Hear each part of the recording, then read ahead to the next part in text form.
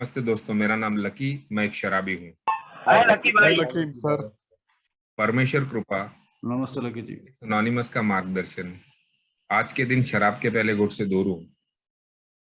मैं reviver group of alcoholics anonymous का member हूँ। स्पॉन्सर लिया हुआ है।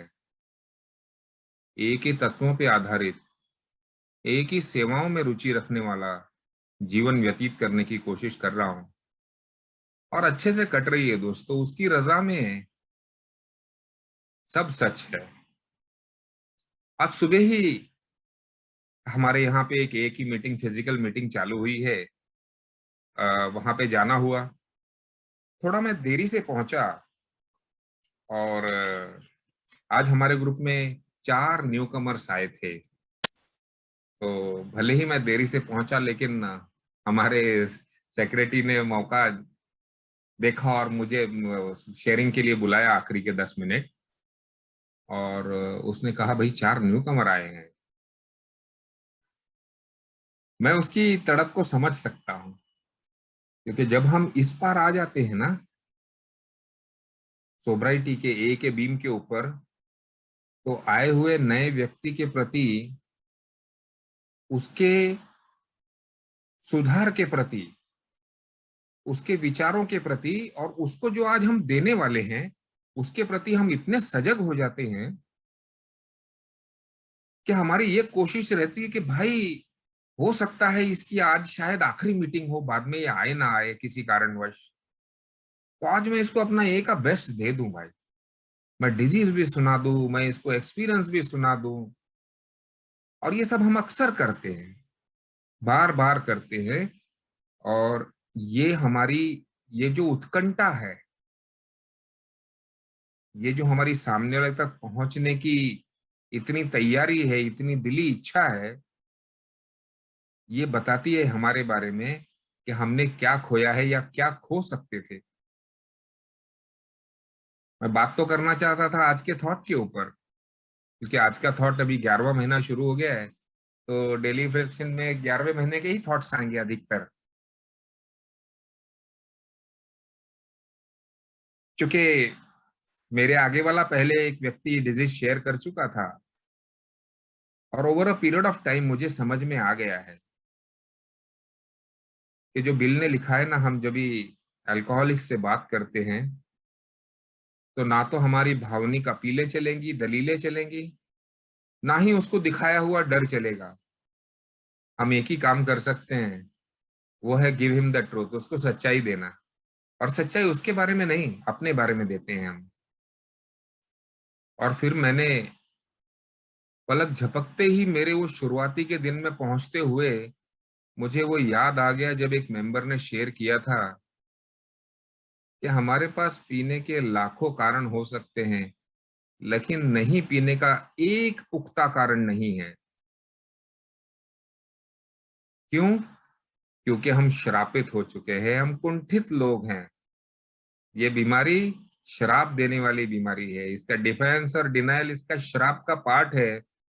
और हम एक ऐसा विचार मन में टिका नहीं सकते जो मुझे शराब से दूर रखने के लिए बाध्य करे। ये हमारा श्राप है। We are condemned to drink and die.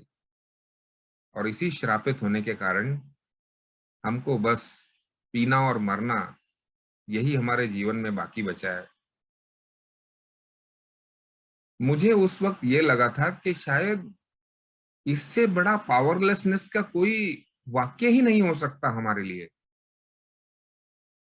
उस वक्त तो खैर मुझे डर लगा था कि यार ये तो सच्ची बात है, लेकिन आज जब भी मैं सालों साल की सोब्राइटी के बाद और एक हर वाक्य को, हर स्टेप को, हर ट्रेडिशन को, हर शेयरिंग को, जिसका मन ही मन में विश्लेषण करते रहता हूँ, जिसमें से कुछ मैं नगेट्स चुनता हूँ, कुछ याद रखने वाली पंच लाइन्स, वो चुन चुन के अपनी झोली में बटोर बटोर के रखता हूँ कि दुख के वक्त या सुख के वक्त ये चीजें याद आनी चाहिए, क्योंकि ये सार है। तो मैंने आज how I was condemned to drink and die के ऊपर 5 मिनट की शेयरिंग की। और दोस्तों यकीन मानो, बड़ा ही अच्छा लगा मुझे, बड़ा ही अच्छा लगा। क्यों अच्छा लगा? अपने पास्ट को देखते हुए बात करते में, क्योंकि आज मैं एक तीसरा व्यक्ति बोल के अपने अनुभवों को सच्चाई से पेश कर पाया था। जब मैं साक्षात रूप में अपने अनुभव शेयर करता हूँ तो उसमें बहुत सारी चीजें आने की संभावना हो जाती है। डर अपना पलड़ा भारी कर लेता है, कभी कभी एकदम उत्साह आ जाता है, कभी वो मेरी एक्साजरेशन करने की, बढ़ा चढ़ा के बोलने की क्रियाएं आ जाती है। लेकिन अभी मैं अनुभव करने लगा हूँ, जब एक तीसरे व्यक्ति के दृष्टिकोण से खुद के जीवन को देखते हुए रिफ्लेक्शन में शेयरिंग करता हूँ, जो कि हम सभी करते हैं जब ये अपनी शेयरिंग करते हैं, तो वो श्राप याद आता है और एक ही आवाज निकलती है कि अगर कोई है मुझे बचाने वाला तो बचा लो। ऐसे में स्पॉन्सर पूछता है, क्या बचने के लिए तैयार है तू? क्योंकि आज तक का तेरा इतिहास तू ही बताता है कि मारने वाले को तूने गले लगाया है और बचाने वाले को तूने गालियां दी है, दूर भगाया है हमेशा। यही श्राप है अल्कोहलिज्म का। अल्कोहलिज्म का श्राप यही है। और कितनी गहराई वाली बात बिल्कुल अलग तरीके से कोई मुझसे कह गया था कि तू ऐसा व्यक्ति है जो मारने वालों को गले लगाता है, भले वो इंसान हो, वस्तुएं हो, विचार हो, भावनाओं हो, और बचाने वाले से बच के भागता है, उनको दूर भगाता है तू। वो किसी भी प्रकार की ऐसी क्रियाएं हैं जो मन के इच्छा के विरुद्ध जाती हैं, ऐसे व्यक्ति हैं जो मेरे मनमानी को रोकने की कोशिश करते हैं, ऐसे विचार हैं जो मेरे विचारों से मेल नहीं खाते, ऐसे एक्शंस हैं जो मैं करना ही नहीं चाहता हूँ, जो मुझे यूजलेस लगते हैं, जिसमें कोई रस नहीं नजर आता है, उन सब चीजों से मैं भागता हूँ। ये हमारा श्राप है। और टप्पा दर टप्पा मेरी अल्कोहलिक्स अनोनिमस का ये प्रोग्राम उस श्राप की गहराई में जाने को शुरू करता है। श्राप के पहले भाग में ही मुझे बता दिया कि भाई, इसके लिए मैं कुछ कर सकूं, वो मेरे में दम नहीं है। मैं शक्तिहीन हूं इसके बारे में, और ना ही मैं कोई विचार इसके बारे में का टिका सकता हूं, क्योंकि जीवन असहनीय हो गया है, अनमैनेजेबल हो गया है। टप्पा दर टप्पा एक एक चीज मुझे इस श्राप के बारे में बताती है कि कैसे मैं सिर्फ मेरी समझ में जो आता है उसी पे विश्वास करता हूं, मेरे ही तौर तरीके पे, मेरी इच्छा, मैंने जो सोचा, भले कुछ हो जाए। दूसरा तीसरा कदम उसने मुझे वो बता दिया। और चौथा कदम तो बिल्कुल इच्छाओं के विरुद्ध ही था ना, सच्चाई जानने वाला। मैं भापने वालों में से हूं। शराबी को पूर्वग्रह का श्राप आ जाता है, और वो किसी भी चीज को, नए व्यक्ति हो या परिस्थिति हो, उनके उसके एक बीमार मन से जो संकेत आते हैं उसके नजर से ही देखेगा। पांचवें कदम में जब ये सारा कुछ ले जाके मुझे एक व्यक्ति से शेयर करना पड़ा, तो श्राप की एक और परत खुली। मेरा श्राप ये है कि मैं सब कुछ अपने अंदर ही रखूंगा, और जैसे जैसे वो बारूद संकेत करेगा उस तरफ मैं वार करूंगा। मैं संवाद करने के लायक व्यक्ति नहीं रह जाता हूं। पांचवें कदम का संवाद, जो कम्युनिकेशन था, वो किसी और व्यक्ति के साथ, और तो और अपनी गलतियों का सही स्वरूप जानने का प्रयास। अल्कोहलिक शराबी तो दूसरों की गलतियों का स्वरूप बता सकता है, बहुत सी चीजें बता सकता है, लेकिन खुद की एक गलती नहीं बता सकता है, क्योंकि ही इज कंडेम्ड ना। कैसे बताएगा? उससे एक बड़ी ताकत ने उसके ऊपर हावी हो गई है। सातवें आठवें कदम में मुझे ये पता, छठे सातवें कदम में ये पता लगने लगा, मेरे शराब के कारण मैं अपने आप को सुरक्षित महसूस करने के लिए हमेशा से व्यक्तियों से, परिस्थितियों से और वस्तुओं से बहुत सारी अपेक्षाएं रखा है। शराब एक वस्तु है, ये मेरे जीवन में वो सब करवा देगी, ये मुझे अपरंपार, मेरे को लबालब कर देगी, मुझे वहां पहुंचा देगी जहां मैं जाना चाहता हूं।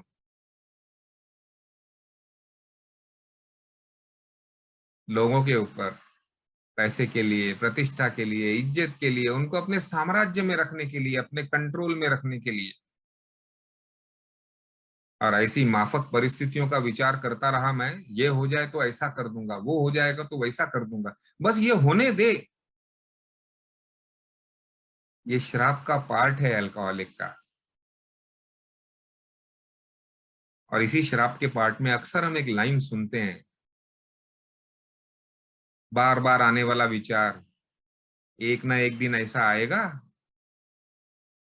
जब मेरी शराब पूरी तरह बंद हो जाएगी, या मैं लिमिट और कंट्रोल में पीऊंगा और सब कुछ ठीक हुआ रहेगा।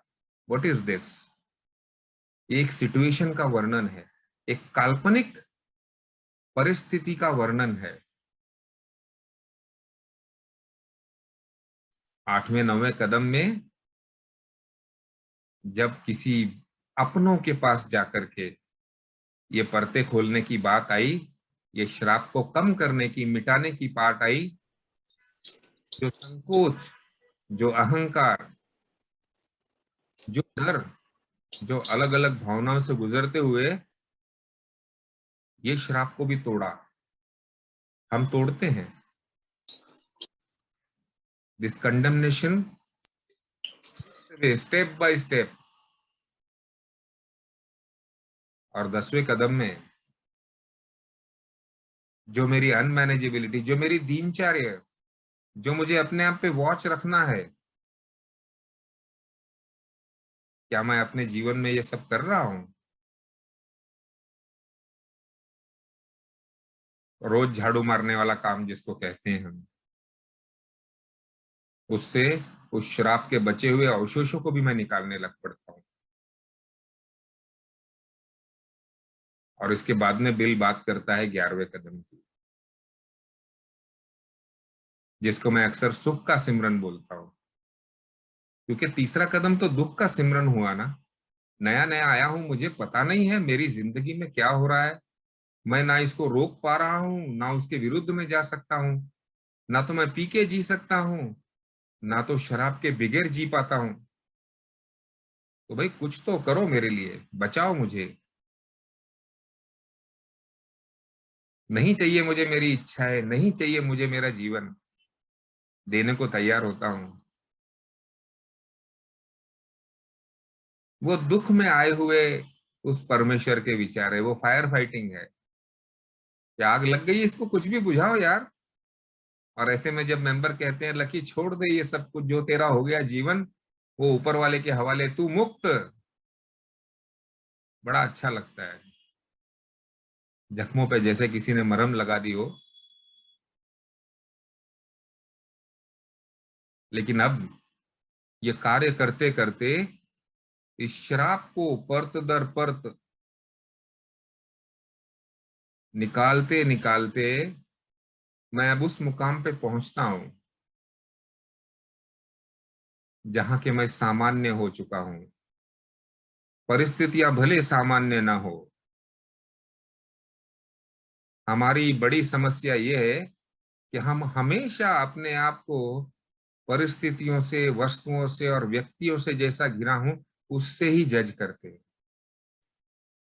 तो परिस्थिति भले ही असामान्य हो, लेकिन मैं सामान्य हो जाता हूं। ये मेरे कार्यक्रम की एक बहुत बड़ी देन है दोस्तों। अगर आप देखें तो शुरुआत के दौर में जब ये कार्यक्रम बिल्कुल स्ट्रॉन्ग कॉफी की तरह आए हुए नए व्यक्ति के साथ उसको घुटनों पे जाने का आदेश देते वक्त उसको माफी मांगने की क्रिया में, उसका चौथा कदम चौथे दिन ही लिखवाने की क्रिया में, उसके साथ में जा जाके लोगों से माफी करने की क्रिया में, उसको छठे कदम की प्रेयर, सारी प्रेयर, 7 स्टेप की प्रेयर ले जाते मेरे ख्याल से बिल बॉब या वो पुराने ओल्ड टाइमर्स वो 1 महीना भी नहीं लगाते थे। It was called a concentrated dose of our programme. आज की तरह नहीं थे पुराने वो दिन। आज जैसे कि हम इतनी हमारे पास इंफॉर्मेशन है, हम इंटरनेट पे देख लेते हैं, इतनी हमारे पास सुविधाएं पॉसिबल आ गई हैं, डॉक्टर्स के पास दवाइयां आ गई हैं, तो मरते को भी मरना भी प्रोलॉन्ग कर देते हैं। वो समय वैसा नहीं था।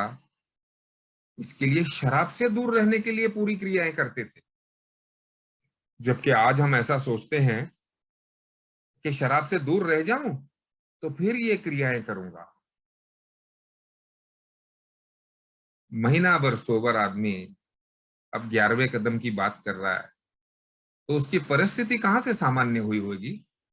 अभी तक तो उसका शरीर का कांपना भी बंद नहीं हुआ होगा।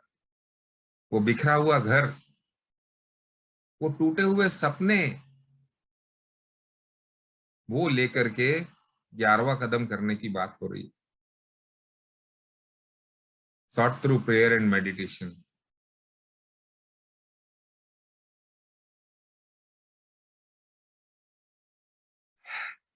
अपनी उस उच्च शक्ति से जिसकी संकल्पनाएं अभी तक पूरी नहीं हुई हैं।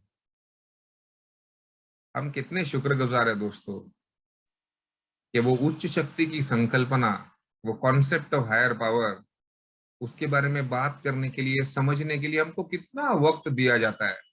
हम वक्त ले लेते हैं सालों साल, शायद सोचते भी नहीं है। क्योंकि कई बार हमारा श्राप सिर्फ शराब के मामले में ही खत्म होता है, बाकी मामलों में हम श्रापित रह जाते हैं दोस्तों, रह जाते हैं हम श्रापित। और मेरे जैसे का विचार होता है कि सिर्फ शराब ही एक समस्या है, यहीं पे श्राप है। ये कंडेमनेशन पीना बंद होने से ही खत्म हो जाएगा। बट अनुभव ये बताता है कि ये सच्चाई नहीं है। This is not the truth. भीतर में लगी कई आगे कहां कहां दौड़ाती हैं, क्या क्या विचार करवाती हैं, बुरा हाल कर देती है दोस्तों।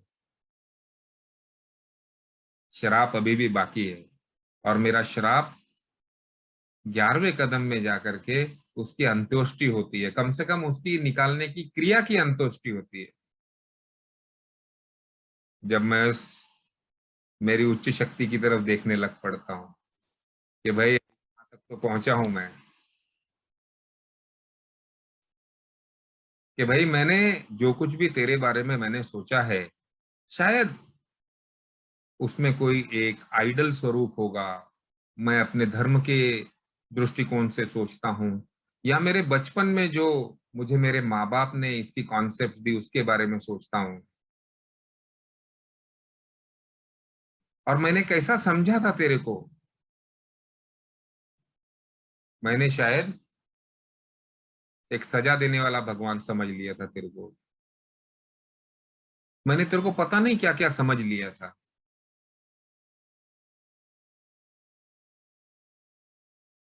तो ये जो 11वां कदम है मेरा मेरा जागरूकता से मेरी समझ की उच्च शक्ति के साथ में संबंध बढ़ाने के लिए प्रार्थना और ध्यान का मार्ग मुझे दे रहा है। हमारा ध्यान बहुत सिंपल होता है दोस्तों, मुझे समझ में आया। हमारे ध्यान के बारे में बिल ने सिर्फ चुप्पी लिखी है, उसको हमारे ऑक्सफोर्ड ग्रुपर्स बोलते थे क्वाइट टाइम। शायद उस चुप के समय में कोई विचार को लेकर के सोचते रहे होंगे या विचारहीन रहे होंगे, लेकिन एक क्वाइट टाइम तो चाहिए, एक पॉज तो चाहिए। वो पॉज को किसी ने बहुत अच्छे अच्छे नाम रखे हैं, कि जब आप प्रार्थना करते हो तो आप भगवान से बात करते हो, और जब आप मेडिटेशन करते हो तो आप भगवान की बात सुनते हो।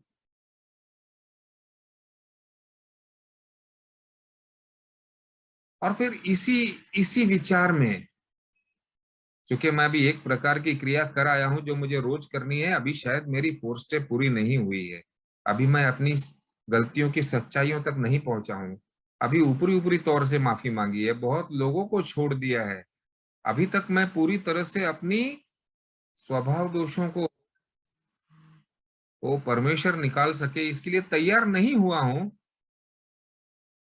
ये सब रहते हुए भी मैं अब इस कदम पे चलता हूं। मेरा प्रोग्राम मुझे ये नहीं बताता है कि पहले पूरी तरह से ये कर फिर आगे चल। बिल कहता है ना कि हम एक्सट्रीमिस्ट हैं, हम अगर ऐसा करने लगेंगे तो फिर हम आगे बढ़ ही नहीं पाएंगे।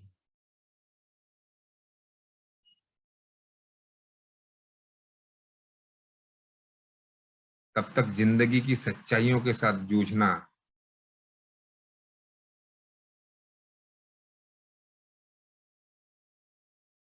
और फिर मन बोलता है, वो शराब की पूंछ वो बोलती है, लकी अभी नोट कमा नोट। क्या 28 वर्ष की तेरी उम्र है और ये प्रार्थना वार्थना ध्यान में बैठा है। ये सब मेरे लिए नहीं है।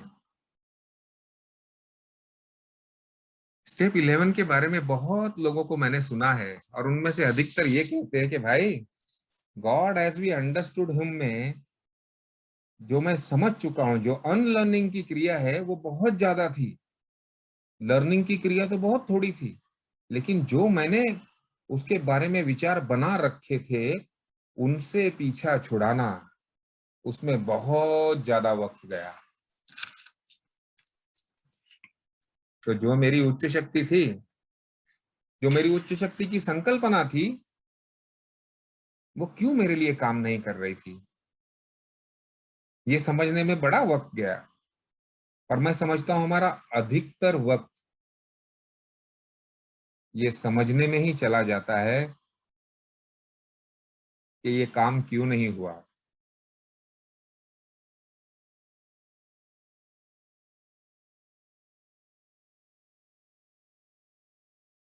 मीटिंग्स में सुनते सुनते, अपने स्पॉन्सर से बात करते हुए, समय के साथ इस कदम पे आगे बढ़ना, बिल इसको कहता है कि ये ग्रोथ का स्टेप है। This is where we grow spiritually. हमारे आध्यात्मिक मार्ग में हमने 11वें कदम तक तो हमारी तकलीफों से डील किया है भाई, हमने अनलर्निंग का प्रोसेस देखा है। लर्निंग का प्रोसेस 11वें कदम से शुरू हो रहा है। हमने जो कुछ भी पहले सीखा था वो सब उस पे कार्य करने के लिए सीखा, ताकि हम उसको दुरुस्त कर सकें, उसको ठीक कर सकें। इसके लिए हमने इन्वेंटरी ली, इसके लिए लिस्ट बनाई। लेकिन अब यहाँ पे ना तो कोई लिस्ट है, ना तो कुछ है। एक कॉन्सेप्ट है जिसने हमारे जीवन में बड़ा काम किया, बिल कहता है। हम शुक्राना भी करते हैं ए के लिए, ए ने अपनी जान बचाई है, लेकिन बाद में यहाँ पे आके हम पूरी तरह से अटक जाते हैं, साधु संतों वाली भावनाएं आ जाती हैं। क्योंकि यहाँ पे किसी भी प्रकार से किसी और चीज का जिक्र नहीं है ना, praying only for the knowledge of his will for us and the power to carry that out. लेकिन दोस्तों इसमें भी बड़े विरोधाभास हैं, बड़े विरोधाभास। अब यहाँ पे आके मैं शायद ये सोचने लग पड़ता हूँ कि मेरी जीवन में उच्च शक्ति कौन है अभी। एक मेरा दोस्त अपनी शेयरिंग में हमेशा कहता है कि मेरे जीवन में कई उच्च शक्तियां कार्यरत रहती हैं, कई उच्च शक्तियां जो मेरे को एक निर्णय लेने के लिए विवश कर देती है, जो मुझे मोहित कर लेती है, जो मुझे खींच लेती हैं। ऐसी उच्च शक्तियां कार्य करती हैं जो विवश करने वाली होती हैं। तो आज में तो मेरे पास ये भी टूल है, मैं देखने लग पड़ता हूँ कि हाँ भाई, कभी मुझे सेक्स ने विवश किया है, कभी मुझे उस लालच ने विवश किया है, कभी रिजेंटमेंट ने विवश किया है, कभी वो पैसे की और वो प्रतिष्ठा की लगी हुई होड़, लगी हुई गहरी भूख ने विवश किया है। और ये सब चीजें मेरे जीवन में मुझसे उच्च रही हैं। इन्होंने मुझे बहुत चीजों को दांव पे लगवाने को लगाया है, मुझे विचार शून्य कर दिया, विवेक शून्य कर दिया। तो क्या आज जिसकी मैं संकल्पना कर रहा हूं वो इन सब से अलग है क्या? उच्च शक्ति के इन्हीं में से एक है।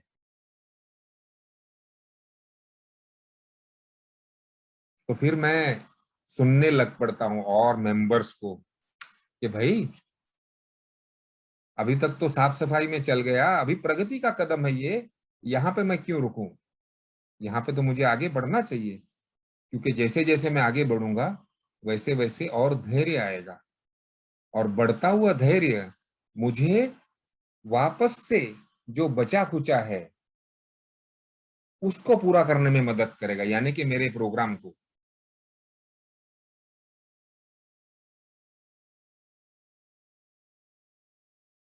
ऐसे में मेरे कई दोस्तों का ये कहना था कि लकी, हम कोई थियोसॉफिकल सोसाइटी नहीं है, थियोलॉजिकल सोसाइटी नहीं है कि हम इसके ऊपर कोई डिबेट करें,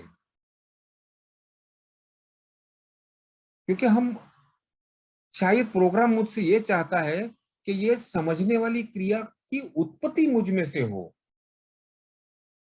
मैं रेडीमेड हायर पावर न लूं। नहीं तो बाकी के सारे धर्म आपको एक रेडीमेड हायर पावर दे रहे हैं, उसकी क्रिया दे रहे हैं, उसको खुश करने की क्रिया दे रहे हैं, सब कुछ उसके बारे में बता करके तैयार बैठे हैं। How are we different? Because यहाँ पे बात हो रही है तेरी समझ का, पर्सनल हायर पावर की बात हो रही है। तो मैं कई बार डिस्कशन में ये सोचता था, वो दूसरे चौथे साल में बैठे हुए मीटिंग चल रही है, कोई मेंबर अपने अनुभव बता रहा है, और मैं ये सोचता था ये सब चीजें तो मेरे पास बचपन से थी, लेकिन मैं ही शर्माता था, मैं ही सोचता था कि इन सब चीजों ने मेरे लिए काम नहीं किया। तो मुझसे कहा गया कि कोई भी तुम्हारा कॉन्सेप्ट है ना, उसको लेके शुरू करो, don't wait to find a perfect attitude, way of thinking, perfect posture. हम बहुत सवाल पूछते हैं, कम चीजों पे विश्वास करते हैं। यहां तक कि आ गए हो तो गो ऑन दैट जर्नी। मेरा स्पॉन्सर अपनी जर्नी बताता था मुझे, और फिर मैं वो, जो मेरी माँ के उच्च शक्ति थी, जिसके मुझे पाठ रटाए गए थे, भाई वही, उसी के बारे में जानता था मैं, उससे शुरुआत हो गई। अब एक तरफ तो मन ये समझता था कि ये तो सब कुछ मेरे बारे में जानता है, तो मैं इसको, इससे नया क्या पूछूं मेरे जीवन के बारे में। लेकिन सच पूछो तो मेरे को, मेरे ही जो तथाकथित धर्म है, अब यहाँ पे हमारे में से कई दोस्त वापस धर्म की तरफ चले जाते हैं, लेकिन एक बिल्कुल ही अलग नजरिए से। ए give me my religion back बोलते हैं, ए ने मुझे मेरा धर्म लौटा दिया, लेकिन पूरी तरह अलग ही दृष्टिकोण से।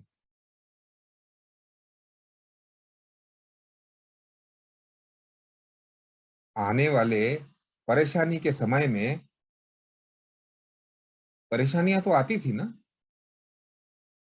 क्योंकि मन अभी डायलेमा में पड़ चुका था। अब एक तरफ तो समझ में आ गया था कि मेरे जिंदगी में शराब ही नहीं, बहुत सारी और ताकतें काम कर रही हैं, जो मुझे उस श्रापित जीवन की तरफ खींच रही हैं। और दूसरी तरफ ऐसी कोई एक ताकत है जो मुझे इसमें से बाहर निकाल सकती है। तो फिर मैं और दोनों के मुंह में कभी इधर भागता हूँ, कभी इधर भागता हूँ। अनुभवों के साथ फिर मैं रुकने लग पड़ता हूँ। फिर मैं एक साइड लेने लग पड़ता हूँ। उतना धैर्य आ जाता है ना बोलने का, उसमें चाहे किसी को 6 महीने लगे या किसी को 10 साल लग जाए, लेकिन आना तो पड़ेगा इधर ही।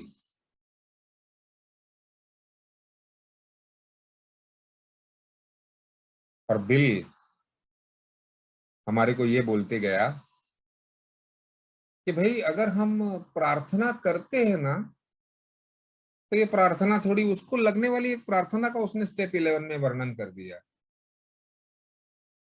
कि हे भगवान, मुझे शांति का दूत बना दे, make me a channel of thy piece.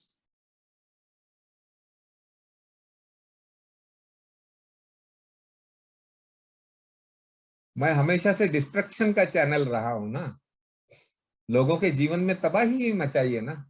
माँ बोलती थी पैदा होते हुए मर क्यों नहीं गया, पत्नी बोलती थी मेरी तो किस्मत ही फूटी हुई थी, अच्छा घर देख के मेरे बाप ने शादी कर दी, और पता नहीं ये क्या दलदल है। दोस्त बोलते थे यार तू आता है ना, तो पहले आधा घंटा मजा आता है, बाद में फिर बहुत तकलीफ होती है।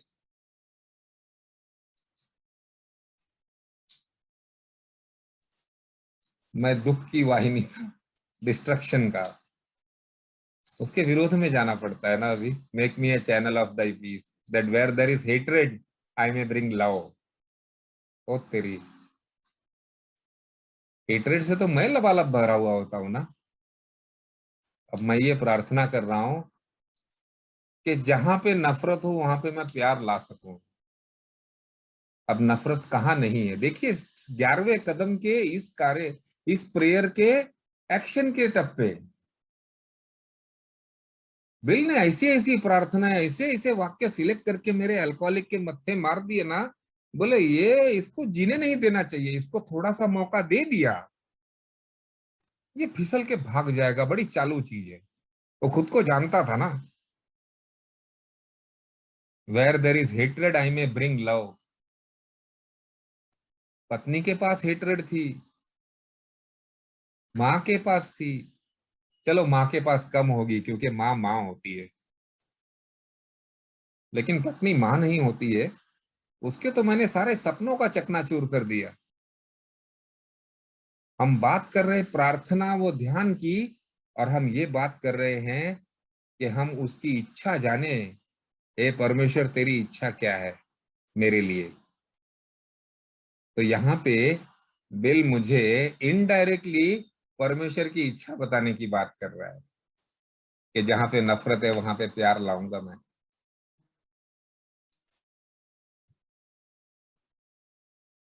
जहां जहां विनाशकारी कृतियां की है, एक्शन लिए हैं, या शब्द बोल के आया हूं, वहां वहां नफरत ही पैदा करके आया ना। इसके लिए तो नाते तोड़ता गया मैं। अल्कोहलिक लास्ट में अकेला बैठ के क्यों पीता है? बिल बोलता है शुरुआत में हमें सोसाइटी ने रिजेक्ट कर दिया, और फिर कुछ सालों के बाद हमने ही सोसाइटी को रिजेक्ट कर दिया, जा कुछ भी नहीं चाहिए मुझे। और फिर हमने क्या किया, हमने एक कोने की तरफ अपना मुंह घुमा लिया, और मैं और मेरी शराब बस।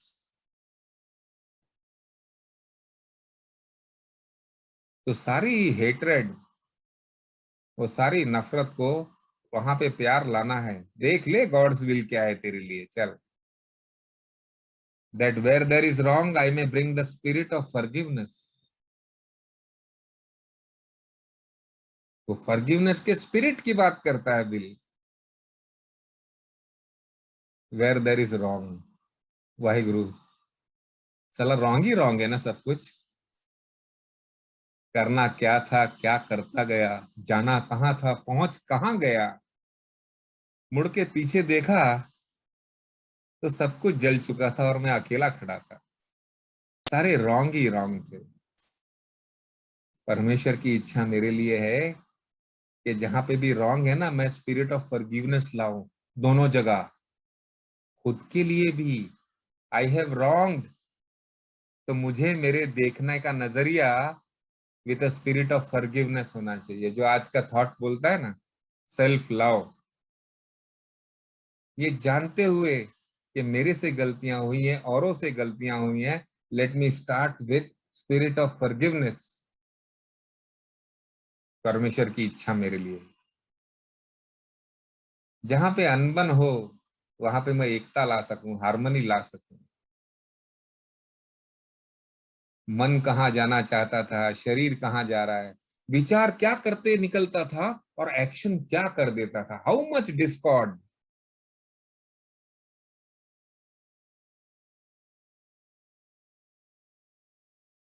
वहां पे हार्मनी, मैनेजेबिलिटी ला सकूं। 11वें कदम की इस छोटी सी प्रेयर में मेरे जीवन का नक्शा लिख दिया। और शायद ये 12 बाय 12 के बहुत सारे पैराग्राफ्स में सिर्फ एक पैराग्राफ है, एक पैराग्राफ।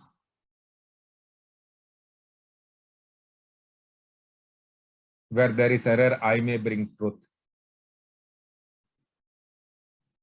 मैंने शुरू किया था उस उच्च शक्ति की संकल्पना क्या है, और मैं रेडीमेड लेना नहीं चाहता था। मैंने अल्कोहलिक्स अनोनिमस को उच्च शक्ति माना, इसके तत्वों को उच्च शक्ति माना, और इन तत्वों के आधार पे चलता रहूंगा तो ये सब होगा। तो मुद्दा ये आता है, क्या कोई व्यक्ति किन्हीं तत्वों की पूजा कर सकता है क्या, तत्वों से बात कर सकता है क्या? इसके ऊपर मैं थोड़ा आगे चल के खुलासा करूंगा। अभी तक तो मैं इन तत्वों को ही उच्च शक्ति मान के चल रहा हूं, इन प्रिंसिपल्स को ही। और उस प्रिंसिपल्स का ये पार्ट है कि जहां पे गलती हो, एरर हो, वहां पे मैं सच्चाई ला सकूं। मेरी उच्च शक्ति का मेरे लिए इच्छा का प्रकटीकरण हो रहा है कि मैं हमेशा सच्चाई की तरफ चलूं, मैं सच्चाई लाने की बात करूं। जहां पे शक हो वहां पे मैं श्रद्धा ला सकूं। शक मेरे अंदर भी है, शक आए हुए न्यू कमर में भी है, शक मेरी फैमिली में भी है, शक तो सभी में है। तो जहां जहां मैं हूं वहां वहां पे मैं श्रद्धा ला सकूं। 11वें कदम का आचरण श्रद्धा लाने वाली बातें करना। आती है कि नहीं आती है उससे कोई लेना देना नहीं, power to carry that out. Doubt में डूबे रहना नहीं है मेरे जैसे। The action of step 11। Doubt में खड़े नहीं रहना है कि ये परमेश्वर की इच्छा है क्या मेरे लिए, कि नहीं इच्छा है, मैं करूं कि नहीं। Bring faith.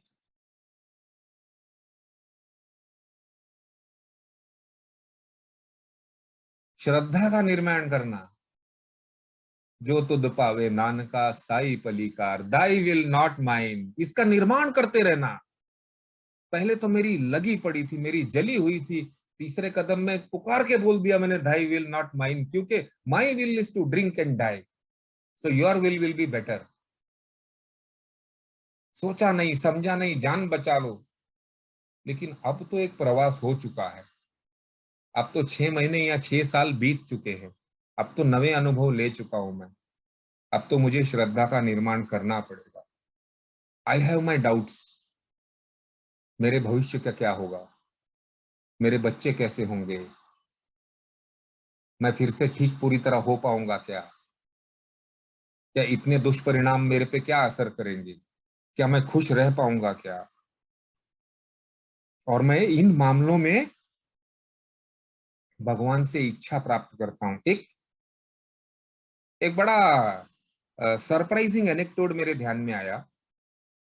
एक सर्वे हुआ था, और वो सर्वे में लोग ज्योतिषियों के पास क्या पूछने जाते हैं अधिकतर, उसके कुछ उन्होंने प्रायोरिटीज लगाई थी। बड़ी पुरानी बात है, अभी अचानक से मेरे में ध्यान में आ गया कि भाई अधिकतर व्यक्ति क्या चाहते हैं। तो उसमें लोग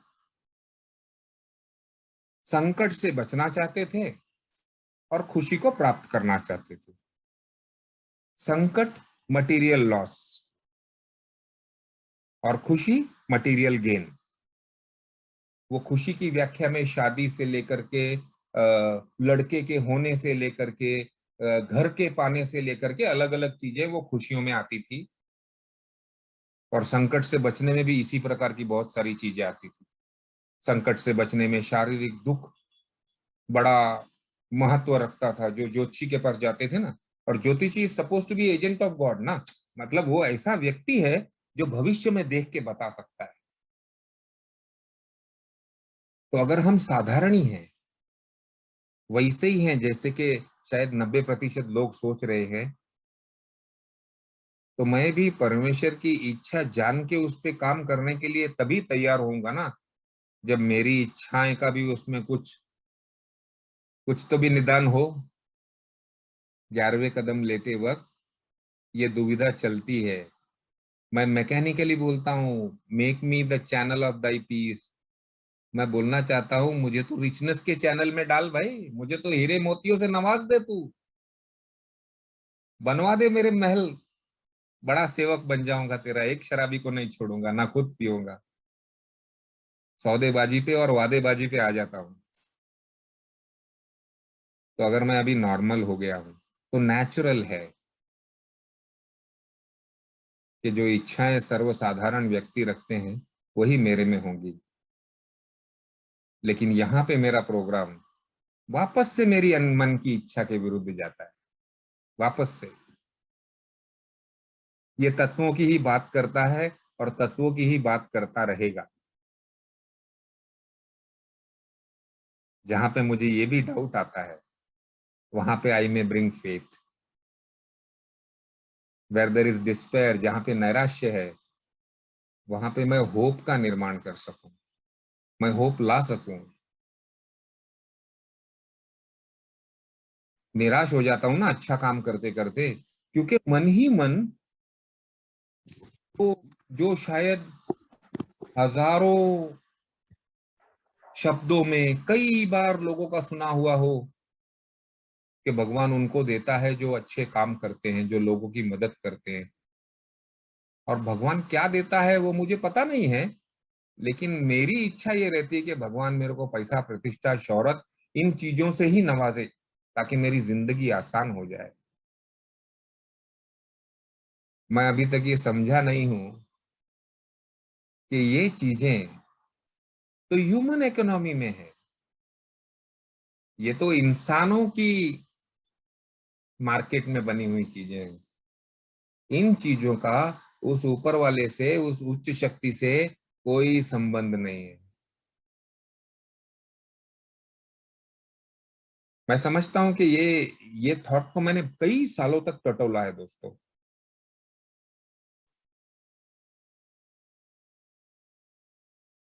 मैं यहाँ पे मेरे कुछ पर्सनल कन्विक्शंस हैं, मैं अधिकतर वो ज्यादा शेयर नहीं करता हूँ, क्योंकि बहुत सारे हमारे नवे लोग साथ में जुड़े रहते हैं। लेकिन मैं जिस जिस यात्रा में जा रहा हूँ, ये कोरोना ने जिस जहां पे सोचने का वक्त दे दिया और बाध्य कर दिया, मैं समझता हूँ मेरे से 24वें साल में थोड़ा सा गहराई पे इसके ऊपर विचार हुआ। विचार तो थे, रास्ता सही था, लेकिन वो गहराई नहीं थी, मैं ऐसा समझता हूँ। तो गहराई नहीं थी तो प्रगति भी नहीं थी।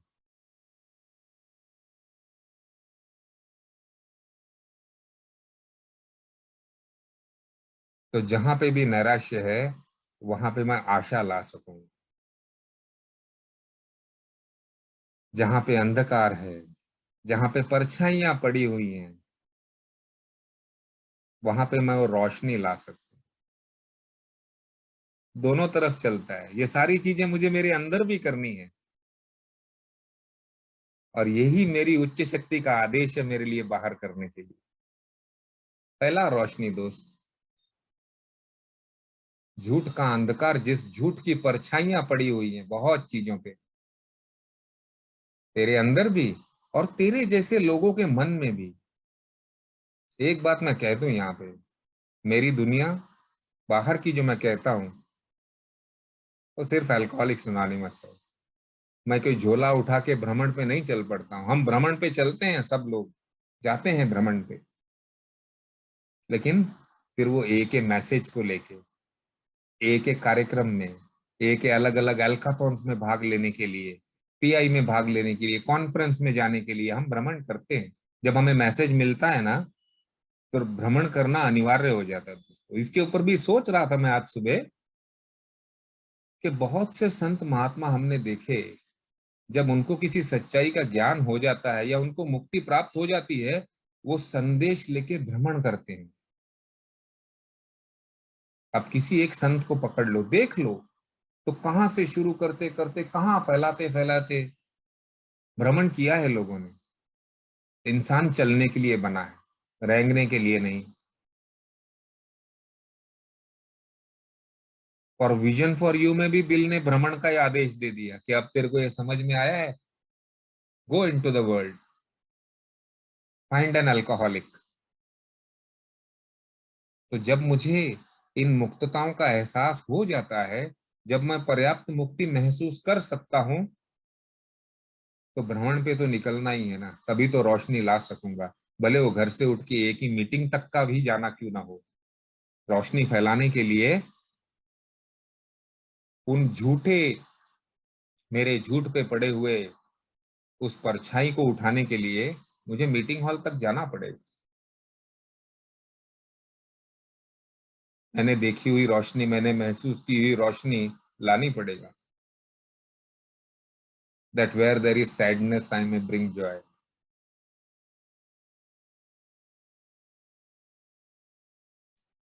बिल कहता है कि हम लोग ऐसे लोग हैं कि आइदर वी आर सैड और we are happy, we are never normal people.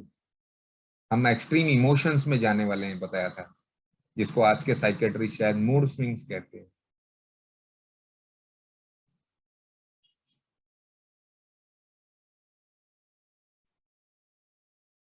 दुख तो सब जगह है,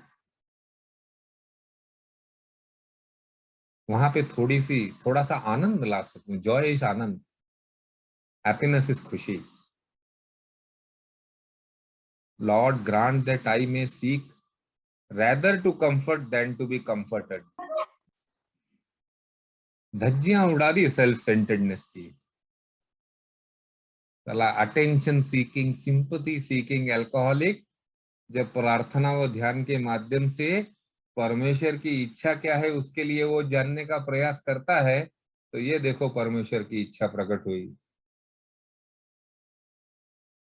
कि भाई मेरे को कोई सिंपैथी देवे, मेरे को कोई सहानुभूति देवे, इससे अच्छा मैं लोगों को, भगवान ये ताकत दे, मुझे ग्रांट कर कि मैं लोगों को कंफर्ट कर सकूं।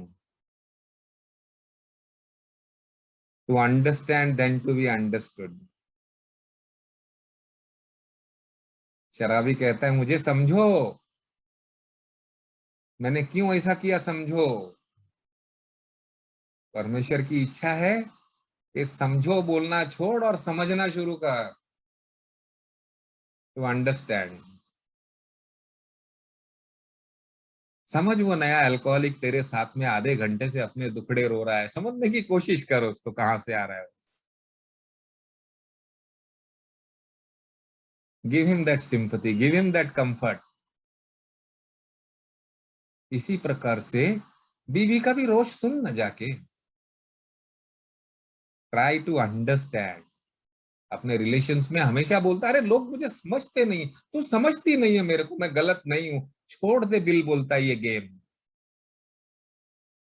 गेम ही छोड़ दे। जैसे बिल ने वो शराब की गेम छुड़वा दी ना मेरे से, बोला ना तो झगड़ा करना है, ना तो इसको कंट्रोल करना है, ना तो इसका बाप बनना है, ना बेटा बनना है, हाथ जोड़ दे, ये गेम अपनी है नहीं बॉस, ये खेल नहीं खेल सकते हम, नो। गेम छोड़ के उठ जा, जो जैसा है वैसा ही है, जितना गया उतना गया एज येट। नहीं तो जुआरी बैठे रहते हैं ना, जो जितना ज्यादा हारा होता है वो उतने बड़े बड़े दाव लगाता है ताकि उसकी हार कवर कर सके। अल्कोहलिज्म की गेम भी ऐसी है।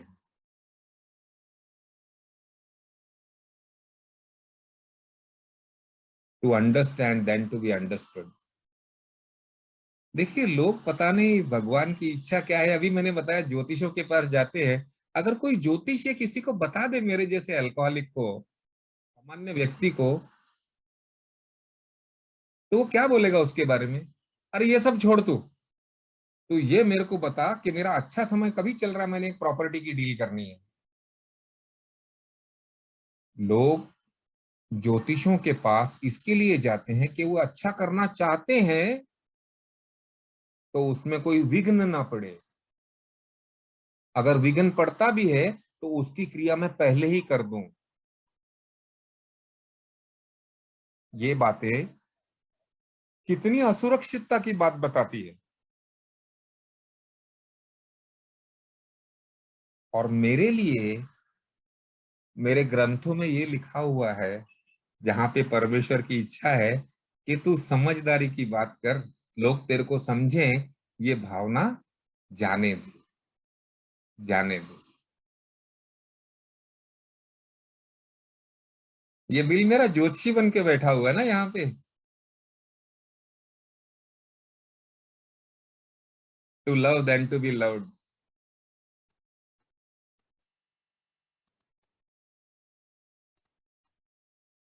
लोग मुझे समझे, लोग मुझे प्यार करें, लोग मेरे लिए ये करें वो करें, भूखा, इंफीरियोरिटी कॉम्प्लेक्स से ग्रस्त, डिसकंटेंट, इरिटेबल, ऐसा मैं एक अल्कोहलिक और ऐसा मेरा मन, क्योंकि ऐसा मेरा श्राप है दोस्तों। ये मेरा श्राप है। To love than to be loved. और टू लव कितना सिंपल लिख दिया ना। मैं तो बिगर शर्तों के कुछ भी नहीं करता यार। ये तो एक बड़ा ही ओपन मेरे लिए फतवा दे रहा है, ये डायरेक्शन दे रहा है कि टू लव बस।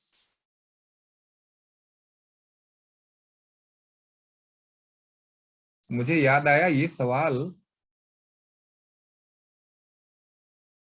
गुरु श्री रविंद्रनाथ टैगोर को भी पढ़ा था मैंने, उनकी उनके बारे में लिखी हुई कुछ पंक्तियों में पढ़ा था कि हर व्यक्ति जब उस उच्च शक्ति की तरफ चलने का प्रयास करता है तो ध्यान, साधना, त्याग, इन सब चीजों को लेके आगे बढ़ने की कोशिश करता है।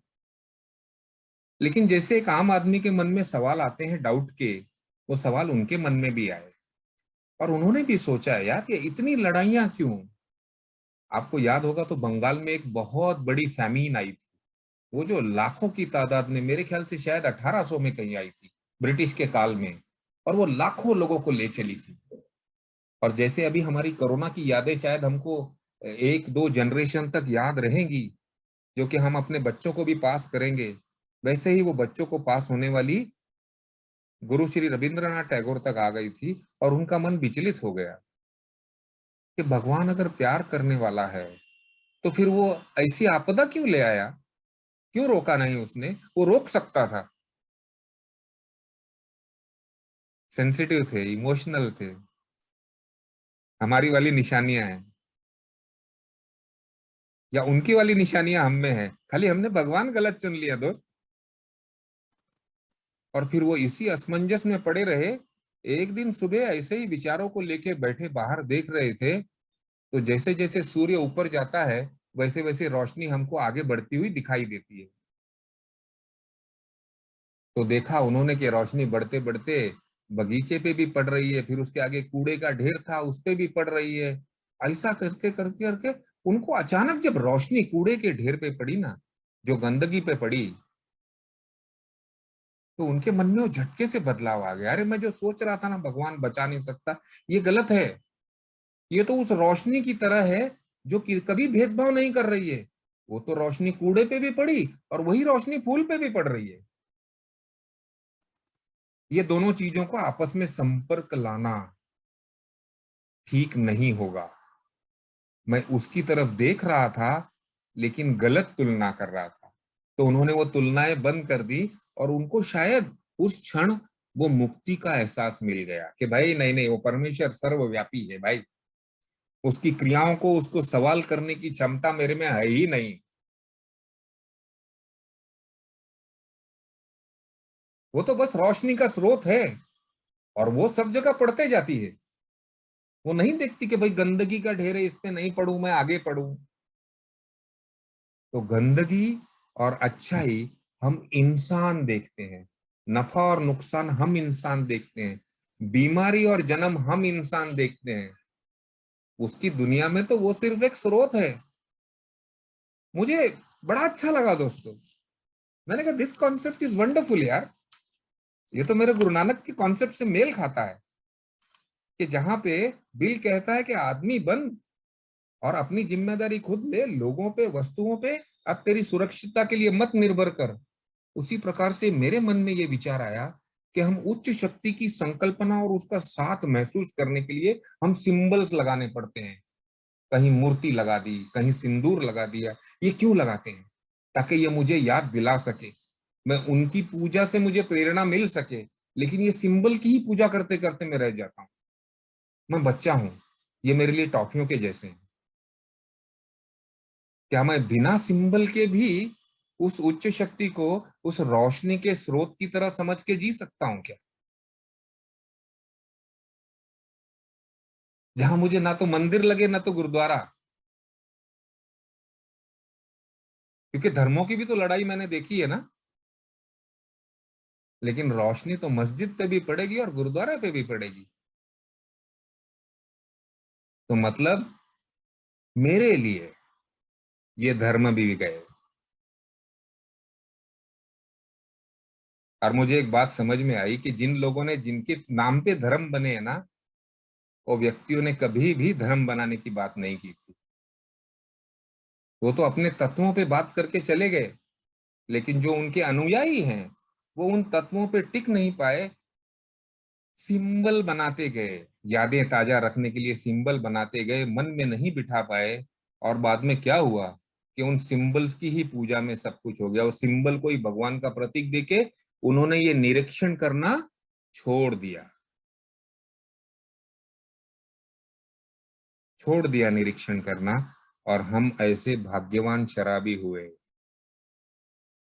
कि हमारे को, हमारी इस क्राइसिस में से, इस शराब से मुक्ति के मार्ग में बिल ने ये निरीक्षण की बात हमारे सामने रख दी। ले भाई, ये उच्च शक्ति की तेरे लिए इच्छा है। मुझे भी नहीं पता है, बिल बोलता है। लॉर्ड लिखा है, गॉड लिखा है, ये संबोधन कारक वाक्य है। To love than to be loved, for it is by self forgetting that one finds, it is by forgiving that one is forgiven, it is by dying that one awakens to eternal life.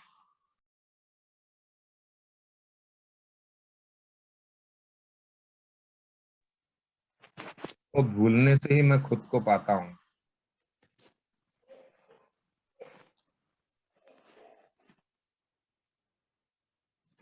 और खुद को भूलना यानी कि वो self centre में से निकाल देना।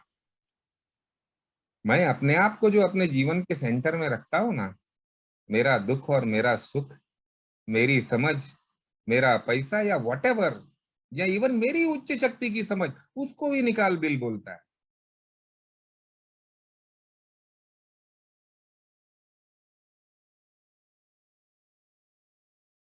फॉरगिवनेस। पहले 8वें कदम पे फॉरगिवनेस ने, बिल ने बहुत एक अच्छा वाक्य लिखा था, जिसके ऊपर कई बार सवाल आते हैं कि भाई मैं लोगों से माफी मांगने जाता हूँ 8वें कदम में, लेकिन जिन्होंने मेरे को दुखाया उसके बारे में क्या? तो बिल ने उसके शुरुआत में ही लिख दिया था, जब हम माफी मांगने जाते हैं ना, तो सबसे पहले हम उन सभी को माफ कर देते हैं जिन्होंने हमको दुखाया था। ले स्यापा खत्म कर दिया तेरा। It is by dying that one awakens to the eternal life. मेरा अहंकार मरेगा, मेरी मेरे बारे में समझ मरेगी, मेरी वो खुद को जो मैं पूरी तरह से पुख्ता बनाना चाहता हूं ना, पूरी तरह से सुरक्षित, मजबूत, उन सारी भावनाओं को जाना पड़ेगा। क्योंकि जो लाइफ है वो तो वल्नरेबल है, पर से वो तो आती जाती रहनी है। इतने बड़े सारे विश्व में, इतने बड़े यूनिवर्स में जो आंखें देख पाती हैं, उसमें हमको साइंटिस्ट बताते हैं कि कई ग्रह टकराते हैं, पता नहीं क्या क्या हो रहा है, बहुत सारा एक्शन हो रहा है on all around every place. Bill इसी कदम में मुझे इस प्रकार के विचारों को समुद्र की तरफ देखते हुए, वो अथाह जल के सागर को रात में इस ग्रह मंडल की तरफ देखते हुए मुझे बताता है परमेश्वर की इच्छा क्या है। जानना है तो पहले तू कहाँ, ये समझ तो सही, वेयर आर यू। यानी कि नंबर्स में अगर जाएं तो मेरे ख्याल से तुलना बन ही नहीं सकती।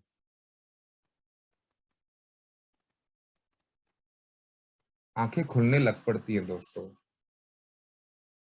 फिर मन समझने लग पड़ता है कि भाई ये कौन सी टॉफी के पीछे लगा है। जब अंदर से अंदर आती है भगवान, अरदास में बोलने लग पड़ता हूँ, भाई ये काम मिल जावे यार, कुछ ऐसा मेरे को समझा, पहले डायरेक्ट फिर इनडायरेक्ट।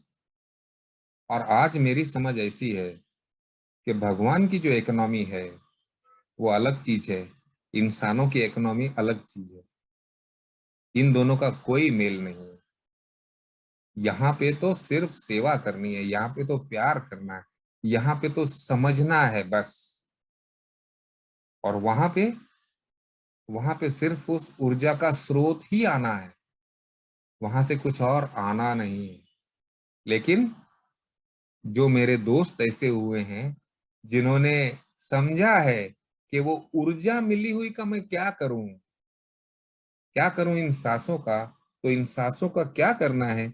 बिल ने ये 11वें कदम में 12/12 में, जिसको हम 11 स्टेप प्रेयर करते हैं, इसके अंदर दर्ज करके मुझे वो इशारा दे दिया। Thank you everyone.